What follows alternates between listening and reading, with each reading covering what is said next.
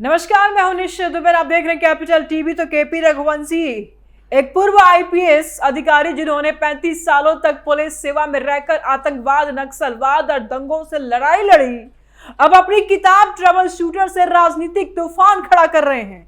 और इस किताब में उन्होंने यूपीए सरकार पर गंभीर आरोप लगाए हैं कि कैसे राजनीतिक दबाव में हिंदुत्ववादी नेताओं को गिरफ्तार करने की कोशिश की गई। बाल ठाकरे और इंद्रेश कुमार जैसे बड़े नामों का जिक्र करते हुए रघुवंशी बताते हैं कि सबूतों की कमी के बावजूद उन पर दबाव डाला गया और इनकार करने पर उन्हें पद से हटाया गया। यह किताब जितेंद्र दीक्षित द्वारा लिखी गई है। न सिर्फ पुलिस की अंदरूनी दुनिया को उजागर करती है, बल्कि कांग्रेस के नेतृत्व वाली यूपीए सरकार की कार्यशैली पर भी सवाल उठाती है, इनकी नीयत पर भी सवाल उठाती है और किस तरीके से हिंदू नेताओं को टारगेट किया जाता है, इस पर भी इन्होंने गहराई से जिक्र किया है। इसी साल 5 राज्यों में असम, केरल, तमिलनाडु, पश्चिम बंगाल और पुदुचेरी में विधानसभा चुनाव होने वाले हैं और इस किताब के दावों से राजनीति में नई आग लग सकती है। कांग्रेस पहले से ही कमजोर है और कई राज्यों में हंसिए पर है और ये आरोप उसे और घेर सकता है। आइए इस स्पेशल फीचर में किताब को समझते हैं। कांग्रेस पर इसके क्या प्रभाव पड़ेंगे इसको भी जानेंगे और देखेंगे कि चुनावी मैदान में ये कैसे खेल बिगाड़ सकता है कांग्रेस का। यूपीए का हिंदू नेताओं की गिरफ्तारी की कीमत। रघुवंशी की किताब ट्रबल शूटर में सबसे चौंकाने वाला हिस्सा 2008 के मालेगांव ब्लास्ट का है। किताब के मुताबिक यूपीए सरकार के एक वरिष्ठ कांग्रेसी मंत्री ने उन पर आरएसएस के इंद्रेश कुमार को गिरफ्तार करने का दबाव डाला। रघुवंशी जो उस वक्त महाराष्ट्र एटीएस के प्रमुख थे, उन्होंने सबूतों की कमी बता करके इनकार कर दिया। नतीजा 2010 में उनका कार्यकाल पूरा होने से पहले ही उन्हें पद से हटा दिया गया। किताब में यह दावा किया गया है कि मंत्री को शक हुआ कि रघुवंशी आरोपियों से मिले हुए हैं, क्योंकि पहले उन्होंने लेफ्टिनेंट कर्नल प्रसाद पुरोहित को एक वर्कशॉप के लिए बुलाया था। यह सिर्फ एक मामला नहीं है। 1993 के मुंबई दंगों में शिवसेना प्रमुख बाल ठाकरे की गिरफ्तारी को लेकर के भी दबाव था। किताब बताती है कि तत्कालीन महाराष्ट्र गृह मंत्री छगन भुजबल ने रघुवंशी को अपमानित किया। भुजबल ने कहा, रघुवंशी या सूर्यवंशी, तुम जो भी हो, बाल ठाकरे को गिरफ्तार करने से डर क्यों रहे हो।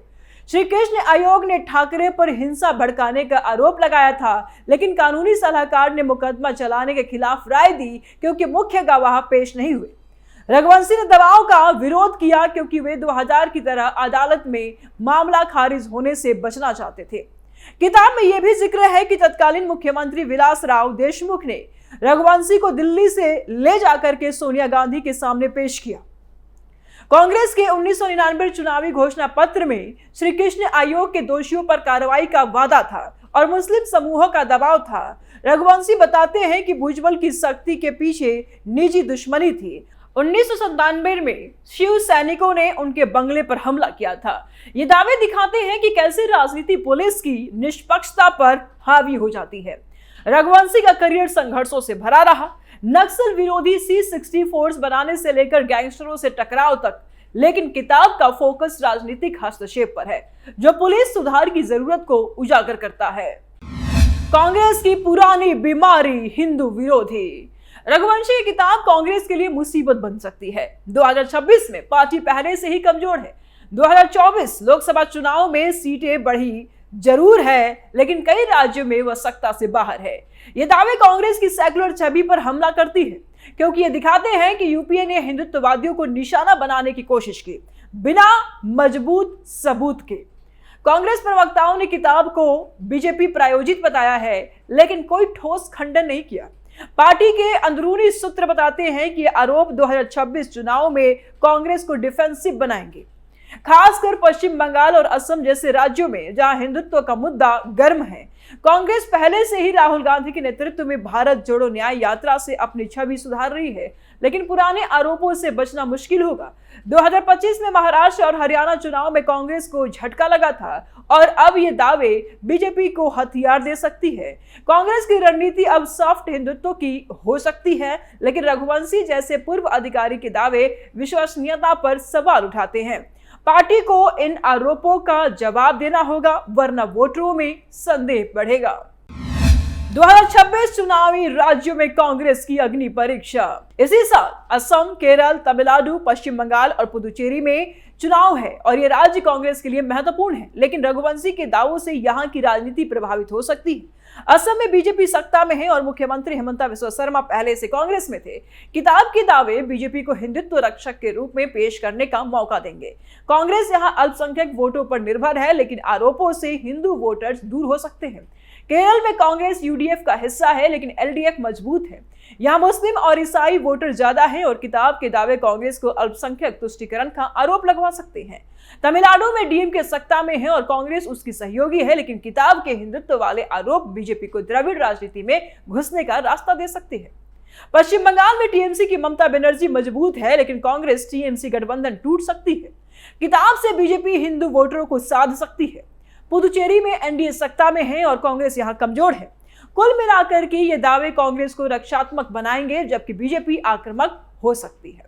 चुनाव आयोग मार्च में तारीख घोषित करेगा और तब तक ये मुद्दे गर्म रहेंगे। राजनीति आग में हिंदुत्व वर्सेस सेक्युलरिज्म की जंग।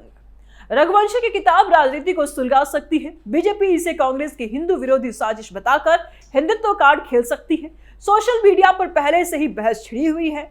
सोशल मीडिया एक्स पर पोस्ट में किताब को सच्चाई का आईना कहा जा रहा है।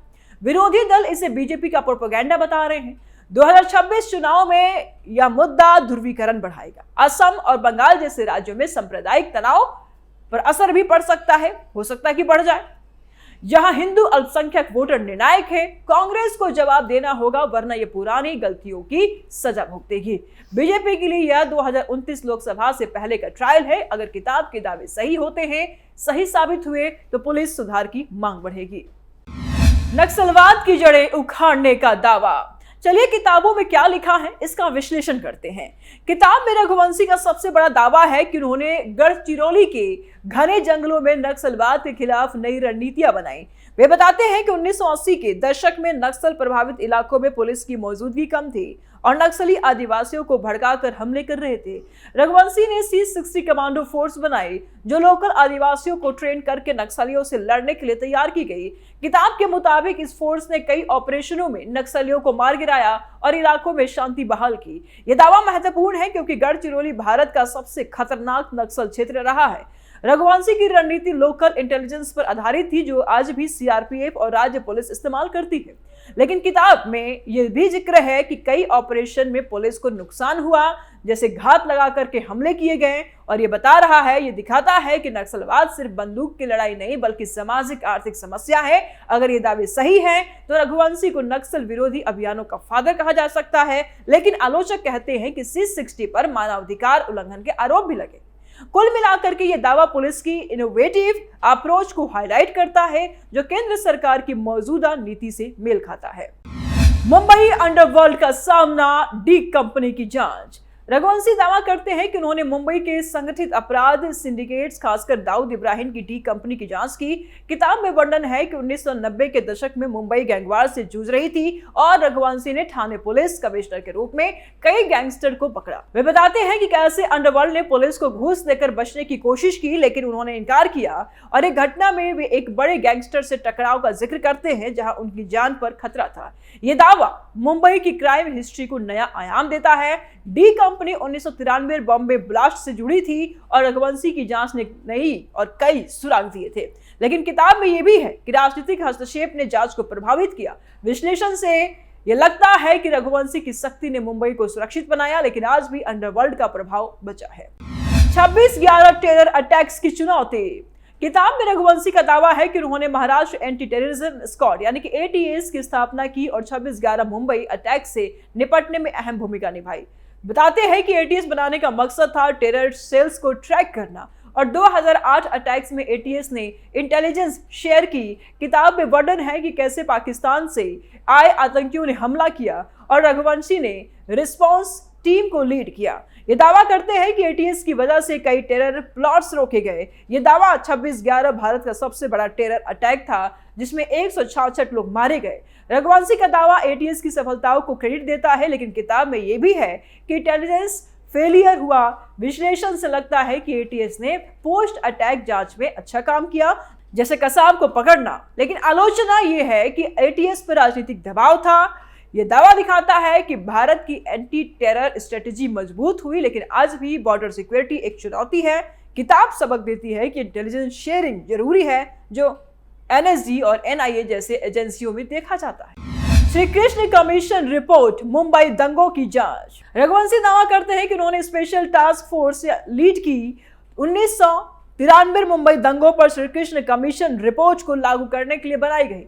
किताब में जिक्र है कि दंगों में सैकड़ों लोग मारे गए और रिपोर्ट ने कई दोषियों को नामित किया। रघुवंशी ने कई मामलों की जांच की और सबूत जुटाए। यह दावा सांप्रदायिक हिंसा पर फोकस करता है। श्री कृष्ण रिपोर्ट ने पुलिस की भूमिका पर सवाल उठाए और रघुवंशी की एसटीएफ ने कुछ नया दिलाया। लेकिन किताब में यह भी है कि कई केस बंद हो गए क्योंकि गवाह नहीं आए। विश्लेषण से लगता है कि यह दावा पुलिस की निष्पक्षता को दिखाता है, लेकिन सिस्टम की कमजोरियों को भी उजागर करता है।